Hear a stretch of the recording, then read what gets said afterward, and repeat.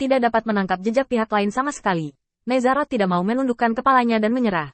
Dan langsung jatuh ke tanah. Berdiri kokoh di tanah dengan ekspresi serius di wajahnya.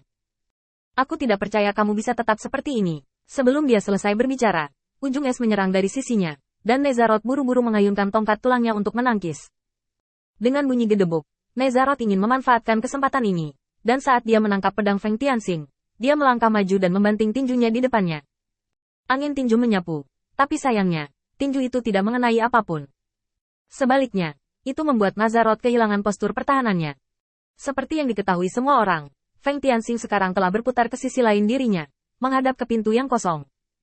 Cacat yang tak terhitung jumlahnya, berikan langsung dengan pedang. Segera, darah menyembur keluar. Pisau Feng Tianxing menebas langsung pembuluh darah ras iblis, dan efek pisau ini sangat bagus. Rasa sakit dan darah yang memancar seketika membuat jiwa Nezarot tegang. Dan terlepas dari kondisinya, suara langit yang pecah datang langsung dari ekornya. Langkah ini gagal lagi, dan Nezarot tiba-tiba merasakan ketidakberdayaan lahir dari lubuk hatinya. Kecepatannya benar-benar kalah dengan Feng Tianxing, tapi sekarang apalagi teleportasi, dia bahkan tidak bisa melihat di mana Feng Tianxing berada. Jadi bagaimana dia bisa melancarkan serangan balik yang tepat? Satu demi satu pisau, Feng Tianxing tampaknya menggambarkan seni rupa saat ini, dan darah yang menyembur adalah tintanya. Saat darah panas jatuh ke tanah, geraman tak tertahankan Nezarot akhirnya meledak. Hanya saja raungan dalam situasi yang hampir putus asa ini lebih seperti pertempuran yang harus dikalahkan. Katarsis emosional terakhir. Tiba-tiba, pisau Feng Tianxing berhenti, dan dia mundur puluhan langkah, menyisakan jarak yang cukup dari Nezarodra. Lupakan saja, aku tidak tertarik membunuh orang hari ini, ayo pergi. Tindakan Feng Tianxing membuat semua orang terlihat bodoh, yang hampir melanggar aturan di sini. Entah hidup atau mati. Atau biarkan pihak lain tidak lagi memiliki kekuatan untuk melawan. Tapi sekarang Nezarot masih bisa bergerak, dan masih ada kemungkinan serangan balik. Pilihannya hampir tidak memberikan wajah apapun kepada para iblis yang hadir. Sebelum mereka bisa mengungkapkan ketidakpuasan mereka, Nezarot, yang melepaskan diri dari rasa sakit, menggeram rendah, mengunci posisi Feng Tianxing, dan langsung muncul di depan Feng Tianxing. Donor darah di sekujur tubuhnya sepertinya mengubahnya menjadi dewa perang yang berlumuran darah. Dan batang tulang besar di tangannya juga meledak menjadi kecemerlangannya saat ini. Batang tulang ditutupi dengan lapisan tipis aura, yang merupakan energi spiritual. Dengan tongkat ini, asalkan dalam jarak 10 langkah, lawan bisa tersedot. Meskipun Nezarot dalam kondisi menghancurkan tubuh, dia tidak memiliki sarana kultivasi yang sesuai, dan penggunaan energi spiritual sangat canggung. Melihat bahwa Feng Tianxing akan dipukul, hati banyak orang terangkat di tenggorokan mereka. Mereka takut Nezarot juga salah. Dan mereka akan kehilangan muka. Kamu harus membunuh anak ini. Jadilah lebih tangguh dan tunjukkan semua kekuatanmu. Dalam harapan semua orang, tubuh Feng Tianxing memang ditarik. Kali ini tidak dapat dihindari. Ekspresi Nezarot langsung berubah mengerikan. Menderita sampai mati. Batang tulang itu terbanting dengan sekuat tenaga. Dengan suara teredam, semua iblis yang hadir tertegun. Mereka melihat bahwa Feng Tianxing baru saja mengangkat tangannya dan memblokir serangan agresif Nezarot. Nezarot mengatupkan giginya. Darah dari celah di antara giginya dan dari sudut mulutnya yang mengerikan. Feng Tianxing memindahkan tangannya dengan sedikit membosankan. Dengan sedikit ketidakberdayaan di wajahnya. Pernahkah kamu mendengar kalimat, kekuatan dan kecepatan saling melengkapi? Tidakkah menurutmu kecepatanku bukanlah perwujudan dari kekuatan ledakan? Melihat senyum tipis di wajah Feng Tianxing, hati Nezarot dipenuhi keputusasaan. Tiba-tiba, dia batuk seteguk darah, dan kemudian melihat ke bawah ke dadanya. Duri batu giok yang tajam menjulur dari telapak tangan Feng Tianxing, tepat menusuk dadanya, dan menghancurkan yang dipukuli.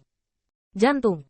Feng Tianxing melepaskan tangannya dan melangkah mundur pada saat yang sama, menghindari mayat Nezarot yang jatuh. Mengapa beberapa orang idiot sangat suka mencari kematian mereka sendiri? Sejak konfrontasi terakhir dengan Hurley, Feng Tianxing telah menemukan banyak hal, terutama persepsinya tentang kecepatan dan kekuatannya benar-benar salah. Kekuatan darah berbeda dari keterampilan, dan itu harus bergantung pada tubuh untuk meledak. Kecepatan Feng Tianxing tidak hanya dicapai oleh apa yang disebut pembuluh darah, tetapi yang lebih penting, Feng Tianxing terus-menerus membasahi tubuhnya dengan cairan obat dan melatihnya. Dalam sebulan terakhir, para pelayan dan Jiang benar-benar akan bosan dan gila. Tetapi untuk Feng Tianxing, tidak demikian. Setelah refleksi dan perubahan berulang kali, biarkan Feng Tianxing berurusan dengan iblis lagi.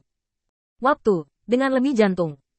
Meski menghadapi lawan yang lebih sulit dari Hurley, meski dia belum pernah melihat triknya sebelumnya, kemenangan Feng Tianxing masih sangat sederhana. Karena dia tidak hanya melihat cara lawan, tetapi juga psikologi lawan. Saat Feng Tianxing meninggalkan ring, dia kembali ke sandeli. Seng Deli tidak bisa mengalihkan pandangannya hanya dengan melihat Feng Tianxing. Ini adalah orang yang dia inginkan. Dan dia kejam. Dan dia bukan orang bodoh dengan satu otak. Jika ada orang seperti itu untuk membantu, setan-setan yang dia tidak tahan dan membuat masalah secara rahasia akan menjadi hari kematian tanpa mayat utuh. Hanya saja, ada masalah lain yang lebih besar di hati San Deli sekarang. Feng Tianxing adalah tubuh yang utuh. Dan dia juga tubuh yang utuh. Garis keturunan kedua belah pihak tidak jauh dari satu sama lain. Seng Deli berpikir bahwa kekuatannya tidak lemah, dan seharusnya tidak sulit untuk menghadapi Nezarot ini. Tapi sekarang Nezarot sudah mati. Itu adalah kasus yang belum terpecahkan. Dia ingin mencoba, yang lebih kuat dari Feng Tianxing. Apakah kamu punya nyali untuk mencoba bertarung denganku? Feng Tianxing sedikit mengernyit karena dia tidak melihat Jiang. Bagaimana dengan pria yang datang bersamaku? Seng Deli berkata dengan ringan. Dia baru saja pergi. Feng Tianxing berpikir sejenak dan segera berkata. Kamu dan aku akan tetap dalam konfrontasi berikutnya.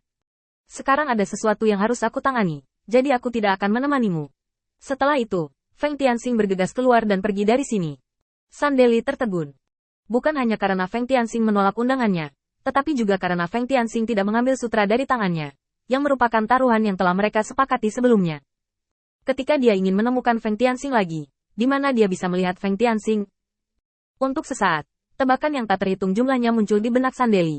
Tetapi apapun yang dia pikirkan, dia tidak dapat memikirkan jawaban yang diinginkannya. Mungkinkah tujuannya bukan untuk bertaruh, atau untuk menarik perhatian, tapi hanya untuk hiburan setelah perjalanan yang membosankan ini.